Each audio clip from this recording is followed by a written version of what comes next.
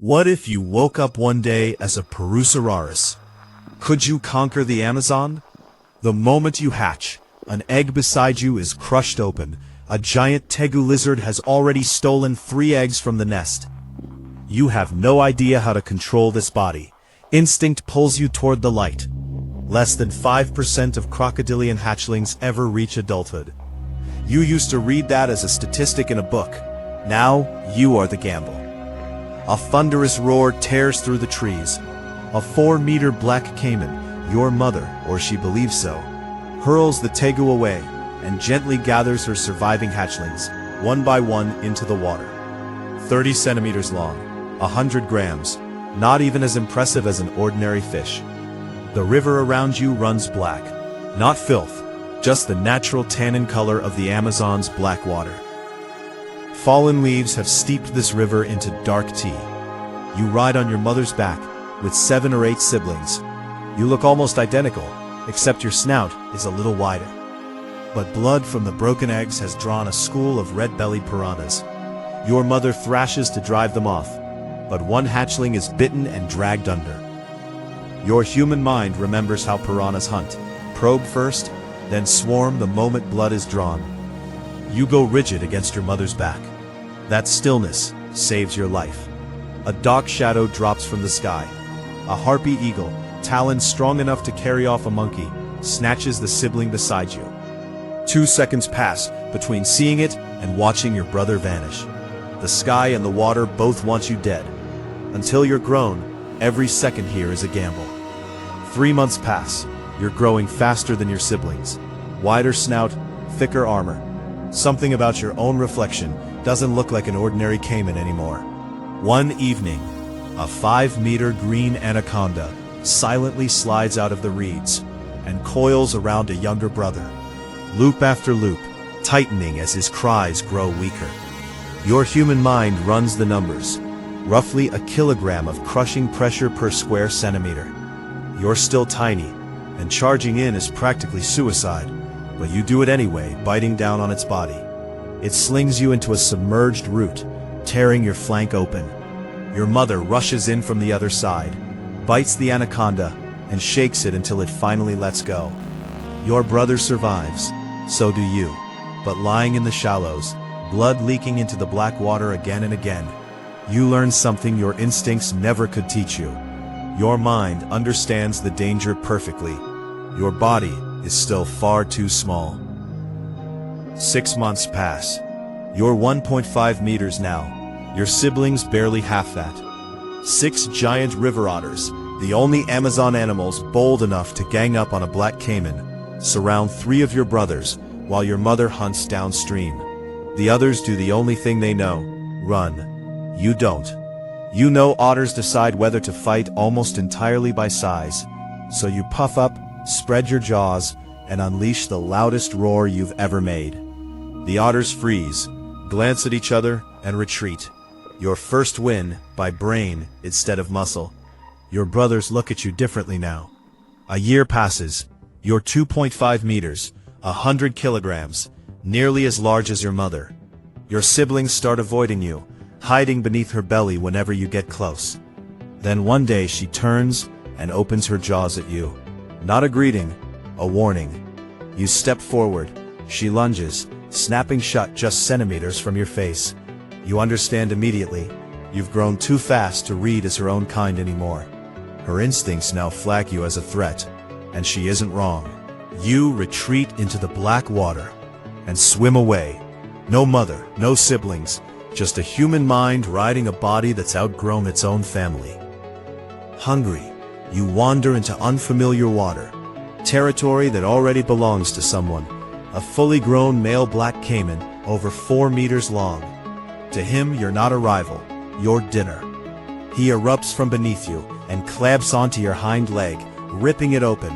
You barely tear free and bury yourself in the mud, too small to run and too small to fight. The wound festers for over a month while you survive on rotting fish. Then, once it finally heals, you grow like you're possessed. From 2.5 meters to 5, a full ton, already bigger than your mother and every caiman you've ever seen. Your human mind starts running through names, searching a mental database it shouldn't even have. Deinosuchus? No. Wrong hemisphere, wrong era. It lived among dinosaurs in late Cretaceous North America. Morosuchus? No. That snout was much longer and narrower than this. Then one day you meet the same male that once wounded you. It recognizes you and turns to flee. Too late. You clamp your jaws around it, instinct already queuing up the death roll. You don't even need it. The armor that once ruled this river shatters inside your jaws like nothing. You look down at your reflection, an abnormally broad skull, plating far thicker than normal, built for South American freshwater, Cayman family. Purussaurus. Bite force near 7 tons, the most terrifying jaws of any known animal. The same monster you once pointed at on a documentary and told a friend, "This thing is absolutely ridiculous." Now you've become it. Half a year later, 7 meters long and 2 tons, you're basking on the riverbank when a jaguar drops from the trees. The same predator that once crushed your brother's skull with one precision bite to the head. It bites you the exact same way. But your skull is too thick now. For the first time in its life, its signature kill fails. It scrambles off into the jungle, and an old debt finally gets repaid. 6 months later, 8 meters, 3.5 tons, you hear your mother's roar echo from upstream, from the water where you grew up. A jaguar has pinned her against the bank, a hatchling already dangling from its jaws. She keeps charging forward again and again, fighting well past her limit at only 4 meters long. You explode out of the black water. The jaguar sees your size and turns to run, but you're faster. You bite into its neck and drag it under. It claws and bites frantically beneath you, but in the water, it can't survive long. You release it and turn around. Your mother lies motionless on the bank, her neck, back and legs covered in wounds. You approach slowly and nudge her head with your snout, just like you did riding on her back as a hatchling. No response. You nudge her again. Still nothing. She never knew you weren't really her child. She never discovered the truth in her entire life. A body only 4 meters long protected you, protected her own young, and kept protecting all of you until her very last breath. And the hatchlings she saved scatter and flee from you in terror, the same way they always have. You never return to those waters. You follow the river downstream, year after year, until by year 6, nothing can leave another mark on your body. 10.5 meters long, 6 tons, your skull alone measuring nearly 1.5 meters, taller than a grown person, the largest thing this river has ever produced. Every black caiman either sinks or flees the moment it catches your scent. A 6-meter anaconda wraps itself around your tail. You drag it twice, then bite it clean in half like a snack. But size was never really what set you apart. It's memory. Ordinary crocodilians wait by the water's edge for whatever comes. You plan. You know which trail the tapir walks along the riverbank, which gap the capybaras use to reach the water every evening. You calculate wind and current, so nothing ever knows where you're hiding, until the moment it dies. A 300-kilogram tapir is nothing more than a rag doll once you clamp onto its head and roll. A prehistoric giant that can actually think is 100 times more terrifying than one running purely on instinct. But appetite scales with size. You now need dozens of kilograms of meat every single day. 8 million years ago, this was an endless super wetland, full of giant fish and turtles massive enough to have fed 100 animals like you. But as the Andes rose, that wetland shrank into the river you know now. You eat more in a week than this stretch can replace in a month. Caimans spin out, the giant fish vanish, even the tapirs learn to avoid your section of river. You weren't beaten by another predator, you were beaten by time.